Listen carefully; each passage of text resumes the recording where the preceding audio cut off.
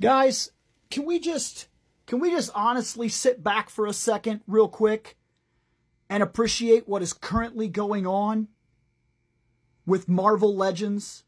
Like, are they not releasing banger after banger after banger all of a sudden? Look at that. That is in the $50 range. That is a $50 range figure. He comes with extra hands. He comes with fire effects for both tires, a kickstand fire. He comes with multiple parts on the bike that are movable, removable, accessible. He is absolutely a banger of a figure. He's got all the joint and articulation that you want him to have, while at the same time, we're looking at orange translucent plastic to create the fire effect. And believe it or not, that right there, you see his face? That is an articulated jaw. You can open it, you can close it, you can do it. Man, I don't know what's going on all of a sudden. But Marvel Legends all of a sudden feels like it has something to prove. I mean, think about it. Think about that Wolverine back there. Is that not one of the best? In fact, I'm going to argue that's the best Wolverine that they have ever released. Personal opinion, but that's mine.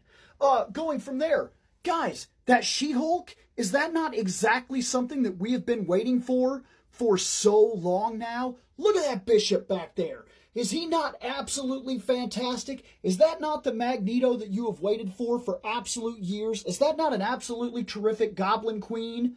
Like, look at this. Look at them back there. Look at these two back here. Are they not the absolute vision of what you needed for your shelf? Guys, I don't know about you, but lately, Marvel is knocking it out of the park, releasing banger after banger after banger, almost like they got something to prove all of a sudden. This year has been really solid for Marvel Legends. And this guy down here, he is an absolute standout piece that is finally, Marvel Legends, you are making headway against the competitor that sits inside of your own freaking company. Because I'm going to tell you something right now.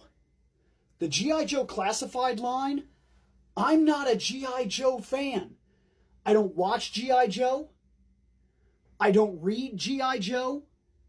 I don't have much history with G.I. Joe besides the fact that I had their toys when I was growing up. And yet, the G.I. Joe Classified line, for the sculpt, for the precision, for the value that they offer, is one of the greatest toy lines I have seen in literal years, to the point where it was absolutely putting shame on these guys over here.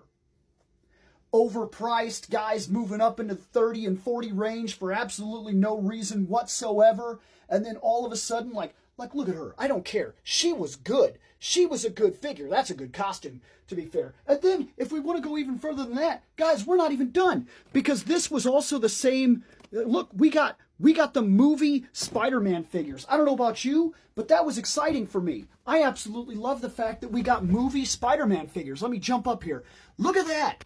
Look at that. Did you think that we would get, in the $50 range, a Dr. Octopus, movie Dr. Octopus with legs that actually could support his weight, that can actually, like, stand the ground? That's right. I have mine 1 foot down and everything to guarantee, but you can raise him up. These will support him. We got a Tobey Maguire Spider-Man that can fight against him. Guys, Marvel Legends is finally pulling out the stops. Can we congratulate them right now? Because I don't know what else is coming down the line. But if it can maintain this level of quality, I would rather pay $50 a figure at this level of quality and get a third of the amount of figures per year than go back to the standard releases and behind the times things like Invisible Woman that keeps on reusing body sculpts that are not for her, that put a hole in her back because it was originally meant for a different character altogether. Like, I don't know. What do you think? Because I am currently impressed with what we are seeing out of Marvel Legends.